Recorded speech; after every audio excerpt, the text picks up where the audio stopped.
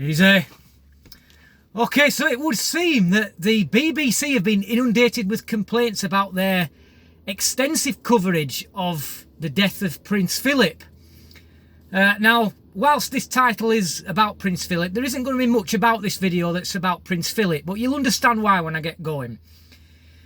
But they've set up this complaints procedure now just to deal with the insane amounts of complaints that they're getting, because what they've done is they've completely cancelled all the TV scheduling in order to make way for extensive coverage of Prince Philip. Now you might think that, you know, it's not so much of an issue really that doing that, because you can just do other things instead. But I know firsthand as to just how much of a problem this is, because if you cast your memory back to September 1997, that was when Princess Diana was killed. Now on the day that the news broke of that, it was a Sunday morning, and me and my parents in their caravan, we went on a camping trip on that day to North Wales, and we were there for a week. We have a portable TV where you go on a campsite that has electricity, and you can hook the caravan up to the electricity. But all it was just a portable TV. We had no recording equipment. All you could do was really watch live TV. Now in 1997, I'm not even sure if Channel 5 had been launched by that point, but all there really was Channel 1 to 4. And we had with us a TV guide so that we could watch anything that took us fancy in the evenings. Well, you may as well have used that TV guide for toilet paper, because the entire schedule for the week was just completely trashed. Nothing was there when it should have been there. Now, what's the one thing that you really require when you go on a camping trip? You need to be able to get a weather forecast so you can plan what you're going to do when and what days, if any, you're not going to do anything. Well, there was no weather forecast. Nothing else was on, so we found that we had to sit through hours and hours and hours of coverage. First of all, it was over the death, and then as the week progressed, it went on to the preparations for the funeral, and it was just never ending. So we found ourselves having to sit through hours and hours of this to try and get a weather forecast so we could at least do a little bit of planning, but the weather forecast just never came.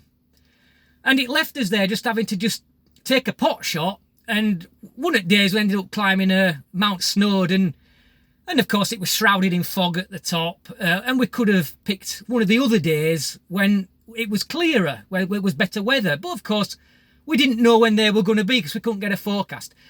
But if we'd have been at home instead of on a camping trip, we could have done other things to bypass this, such as, you know, we all had recording equipment, video recorders, that sort of thing.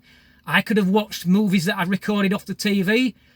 I could have listened to a lot of music. I mean, in 1997, what had just happened? Well, Gamma Ray had just dropped their best album of their career so far.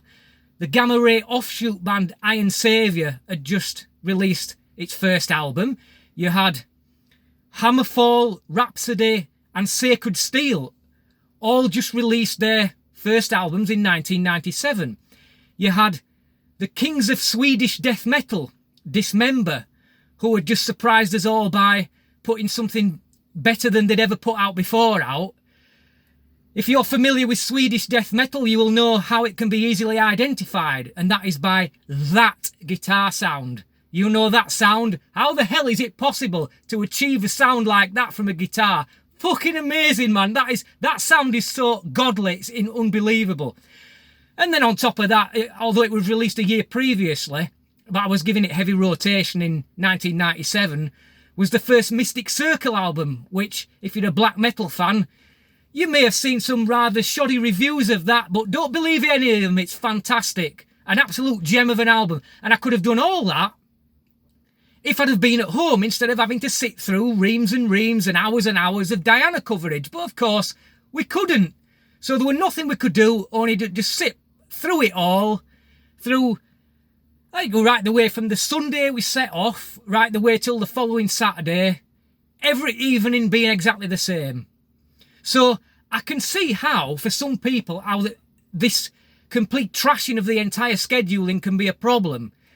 But don't you think it was very selfish of Diana to die right on the day that I was going on a week-long camping trip and I needed to get TV and weather forecasts when we couldn't get anything? Don't you think that was rather selfish of her? Shame, shame, shame.